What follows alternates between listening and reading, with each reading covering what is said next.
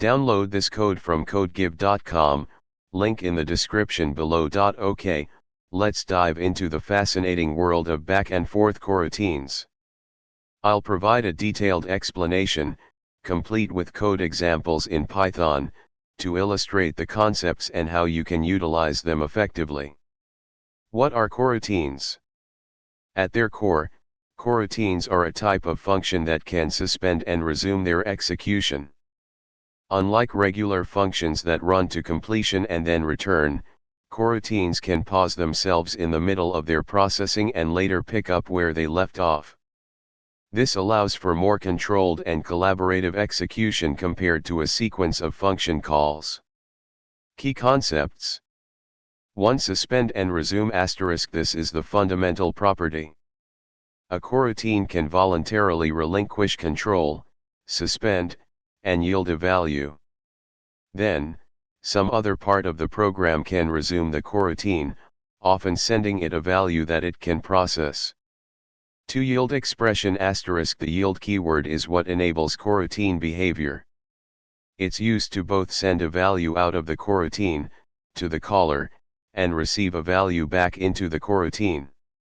This back and forth communication is what makes them powerful.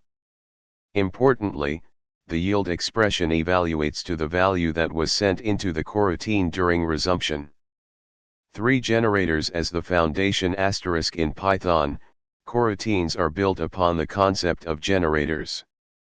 A generator is a special type of iterator that produces a sequence of values on demand using the yield keyword. When a function contains yield, it automatically becomes a generator function. Coroutines extend this concept to enable two-way communication.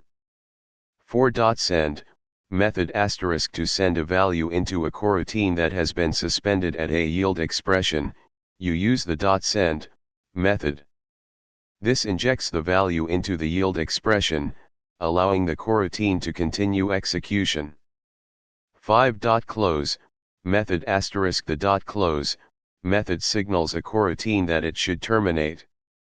It raises a generator exit exception inside the coroutine, allowing it to perform any necessary cleanup before exiting. 6.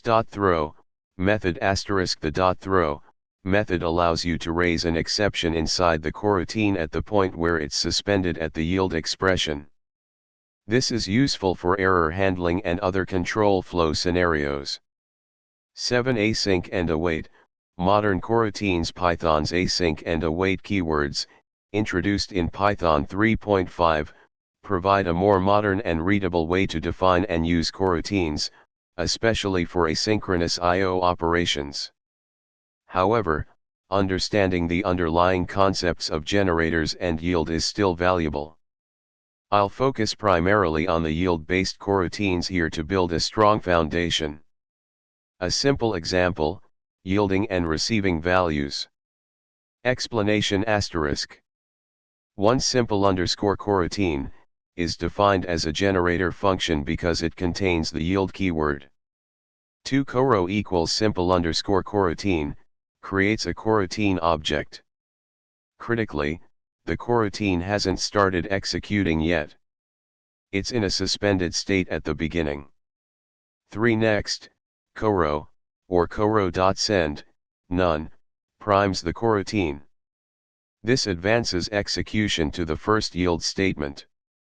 It's a required step because the coroutine needs to reach a yield expression before it can receive a value using .send. Next, coro is equivalent to coro.send, none, when the coroutine is first started. 4. Coro.send, 10, sends the value 10 into the coroutine. The yield expression now evaluates to 10, and x is assigned the value 10. The coroutine continues executing until it hits the second yield expression. It also sends the previous value *2. 5. Coro.send, 20, sends the value 20 into the coroutine, which assigns it to y. 6. Coro.close, closes the coroutine. This signals the coroutine to terminate.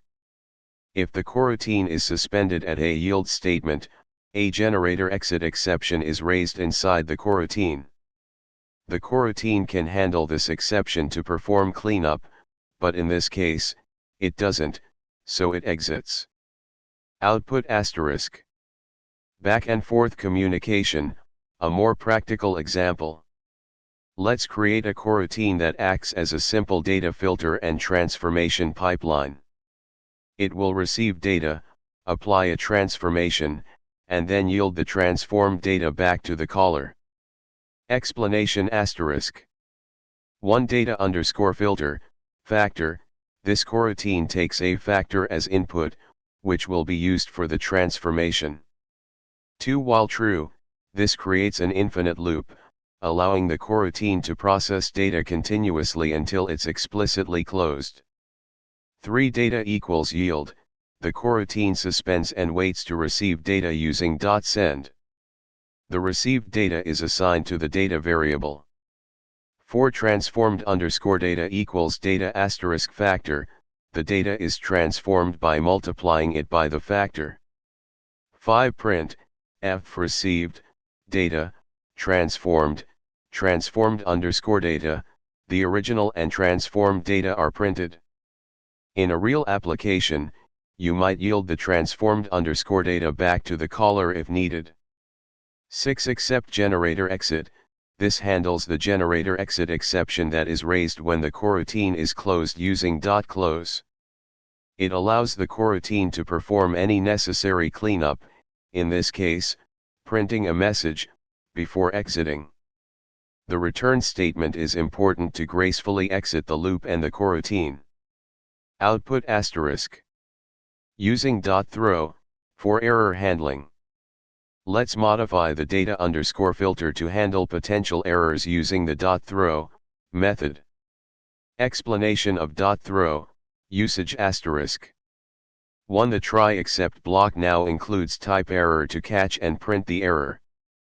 2. When .throw, type error, invalid data type, is called, a type error exception is raised inside the coroutine, at the point where it's suspended at the yield expression. The exception message is invalid data type. 3. The except type error as e block within the coroutine catches this exception, prints the error message, and allows the coroutine to continue running. 4. Afterwards the program will continue with sending data again. Output asterisk. Benefits of coroutines, over regular functions. Asterisk concurrency. Without threads, coroutines provide a way to achieve concurrency without the overhead and complexity of threads. They allow you to write code that appears to run in parallel, but it's actually cooperative multitasking within a single thread. Asterisk improved code readability. Asterisk they can make asynchronous code easier to read and reason about compared to callback-based approaches. The code flows sequentially within the coroutine, even though it may be pausing and resuming at various points. Asterisk state management. Asterisk coroutines naturally encapsulate state. The local variables and execution context are preserved when the coroutine is suspended, making it easier to manage complex asynchronous workflows. Asterisk event-driven programming. Asterisk they are well suited for event-driven programming, where you need to respond to events in a non-blocking manner. When to use coroutines, versus other techniques. Asterisk asynchronous I/O. Asterisk coroutines are commonly used for handling asynchronous I/O operations, example network requests, file reads/writes, without blocking the main thread. The async and await keywords are particularly well suited for this. Asterisk event loops. Asterisk they form the basis of event loops, which are used to manage and dispatch events in a non-blocking way. Asterisk pipelines. Asterisk as demonstrated in the examples, coroutines can be used to create data processing pipelines, where data flows through a series of transformations. Asterisk state machines. Asterisk coroutines can be used to implement state machines, where the state of the machine is maintained within the coroutine's local variables. Limitations. Asterisk cooperative multitasking. Asterisk coroutines are cooperatively multitasked, meaning that they rely on voluntarily yielding control. If a coroutine performs a long-running, CPU-bound operation without yielding, it can block the entire thread. In such cases, using threads or processes might be more appropriate. Debugging coroutine-based code can sometimes be more challenging than debugging synchronous code, as the execution flow can be more complex. Async/await, modern coroutines, a brief overview. Python's async and await keywords, introduced in Python 3.5, provide a more structured and readable way to define and use coroutines for asynchronous programming. Key points with async/await asterisk. Async def defines an asynchronous function, a coroutine. Await suspends the execution of the coroutine until the awaited object, typically another coroutine or a future, completes. It's essentially a yield that is specifically designed for asynchronous operations. Asyncio. The Asyncio module provides the event loop and other utilities for managing asynchronous tasks. Asyncio.create_task, used to create task objects from a coroutine. Comparison, yield versus async/await. Yield, a more general-purpose mechanism for suspending and resuming functions. It's the foundation upon which coroutines are built. Async/await, specifically designed for asynchronous I/O and related operations. They provide a cleaner syntax and better integration with the Asyncio module. They're generally preferred for modern asynchronous Python code. In summary, coroutines, whether using yield or async/await, are a powerful tool for writing concurrent and asynchronous code.